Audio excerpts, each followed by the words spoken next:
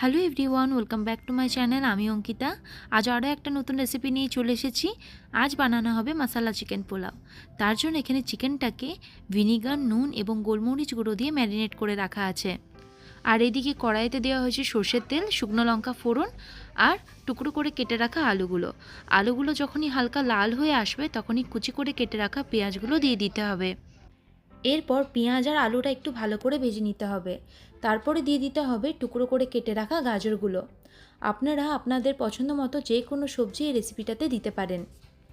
এইদিকে দেখতেই পাচ্ছেন রয়েছে গোবিন্দভোগ চাল, যেটা জলে ভিজিয়ে রাখা আছে।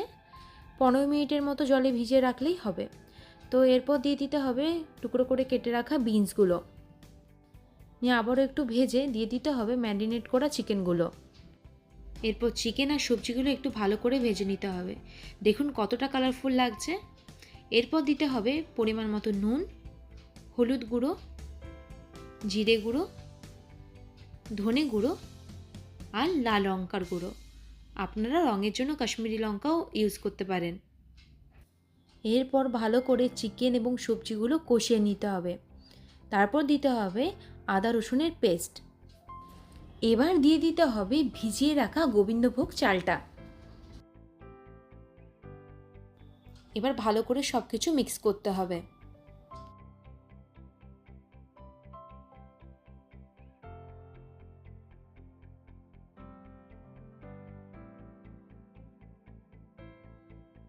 এদিকে দেখতেই পাচ্ছেন সব কিছু ভালো করে মেশানো হয়ে গেছে।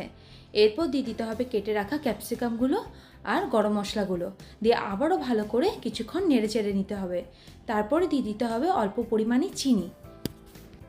এরপর চিনিটা ভালো করে পোলাওয়ের সাথে মিশিয়ে দিতে হবে যাতে চিনিটা গলে যায়। তারপরে দিয়ে দিতে হবে গরম জল। এখানে 2 কাপ চালের জন্য 4 কাপ গরম জল দেওয়া হচ্ছে।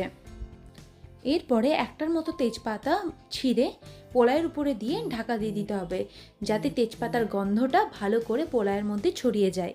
তো এদিকে দেখতেই পাচ্ছেন খুব ভালো মতো পোলাওটা সিদ্ধ হয়ে গেছে। এরপর উপর থেকে দিয়ে দিতে হবে গাওয়া ঘি।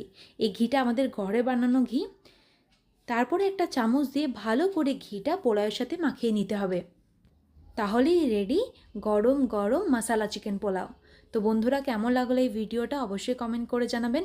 আর ভালো লাগলে অবশ্যই লাইক, শেয়ার এবং সাবস্ক্রাইব করে দেবেন।